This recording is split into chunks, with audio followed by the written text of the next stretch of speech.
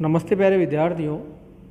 हम इकाई 2 के बिंदु रस का अध्ययन कर रहे हैं। पूर्व वीडियो में हमने रस की परिभाषा और रस के जो अवयव है स्थायी भाव, विभाव, अनुभाव और संचारी भाव, उनमें से रस के अवयव स्थायी भाव और विभाव उसका अध्ययन हमने कर लिया है।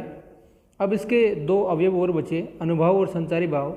तो आज की कक्षा में इस वीडियो के माध्यम से रस के अवयव अनुभाव का अध्ययन करेंगे। अनुभाव क्या है? तो प्यारे विद्यार्थियों, मनोविकार जो होता है, मन में जो विकार यानी जो भाव होते हैं, उन भाव के जागृत होने पर बाह्य जो चेष्टाएं हैं, उन चेष्टाओं के द्वारा ये प्रकट होता है। और वो जो शारीरिक चेष्टाएं होती है, उन शारीरिक चेष्टाओं को ही अनुभाव कहते हैं।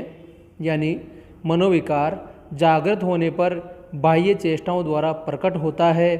ऐसी शारीरिक चेष्टाओं को ही अनुभाव कहते हैं। जैसे मुख का खिलना, मुस्कुराना, रोना, निश्वास लेना, भुजाओं का फड़कना, आँखों का लाल होना, होठ चबाना, काँपना, रोमांच होना, नाक और भौं का सिकोड़ना, स्तंभित हो जाना, एकटक देखना, पसीना आना, आवाज़ काँपना, मुख पीला पड़ जाना, जमहाई आना, शरीर की सुध लेना, ये सब बाह्य चेष्टाएं हैं। इन सब बाह्य चेष्टाओं के प्रकट होने की जो क्रिया है, उसी को अनुभाव कहा जाता है। अब अनुभाव के जो भेद है, उन भेदों में विद्वानों के अलग अलग मत है।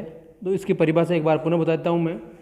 यानी विभावों के बाद जो भाव उत्पन्न होते हैं, उन्हें अनुभाव कहते हैं। यानी जो बाह्य चेष्टाओं का संपन्न होना, उनका दिखना या उनका अनुभव करना ही अनुभाव है। अब अनुभाव के प्रकारों में विद्वानों के अलग अलग मत हैं। आचार्य भरत मुनि ने 3 अनुभव माने हैं, वाचिक, आंगिक और सात्विक। भानुदत्त ने 4 माने हैं, कायिक, मानसिक, आहार्य और सात्विक। रामदहिन मिश्र जिन्होंने काव्य दर्पण लिखी, तो काव्य दर्पण का रामदहिन मिश्र ने 5 अनुभव माने हैं, कायिक, मानसिक, आहार्य, वाचिक और सात्विक। अब प्यारे विद्यार्थियों, ये जो 4 अनुभव है, इस पर लगभग सभी विद्वान सहमत है। 4 विद्वान अनुभवों के नाम बताता हूँ मैं आपको। कायिक, वाचिक, सात्विक और आहार्य। ये जो 4 है, इन पे सभी सहमत है।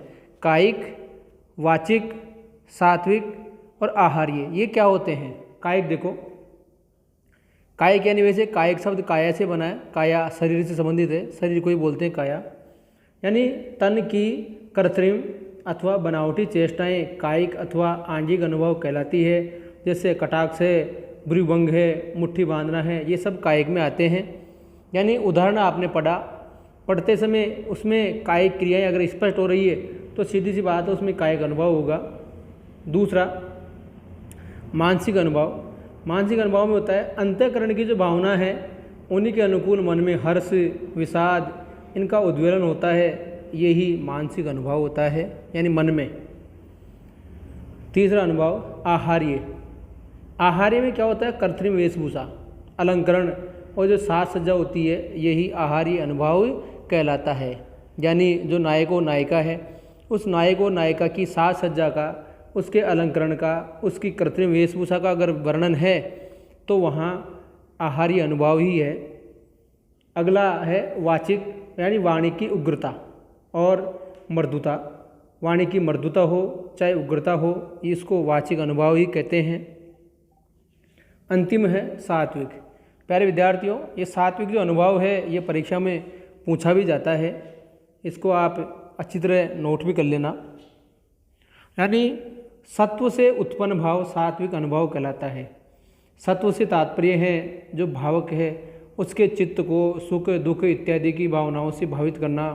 इसीलिए इसको सत्व भी कहा जाता है, क्योंकि ये सहज है और स्वाभाविक रूप से प्रकट होता है।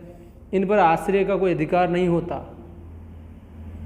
इसीलिए ये सात्विक अनुभव होते हैं। इनकी संख्या 8 है। पहला स्तंभ, स्वेद, रोमांच, स्वरभंग, कंप, विवरणे, अश्रु और प्रलय। ये 8 सात्विक अनुभव है। जैसे नंबर 1 स्तंभ।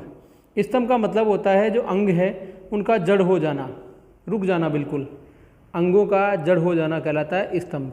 दूसरा है स्वेद यानी पसीने का आ जाना। तीसरा है रोमांच यानी रोम खड़े हो जाना। चौथा स्वरभंग यानी आवाज़ का न निकलना या उसका आवाज़ का टूटना।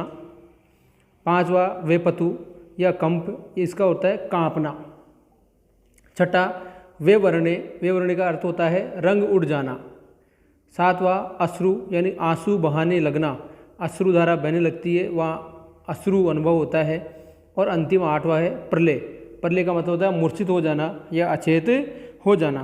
तो प्यारे विद्यार्थियों, ये अनुभव अच्छी तरह आपके सामने मैंने समझा दिया है। सात्विक अनुभव के जो 8 भेद है, इन 8 भेदों के बारे में नाम मैंने बताए, नाम के साथ साथ इनका जो अर्थ है वो मैंने आपको बताया। तो अब केवल हमारा एक ही अवयव बचा है संचारी भाव। उससे संचारी भाव का अध्ययन हम अगले वीडियो में करेंगे। धन्यवाद।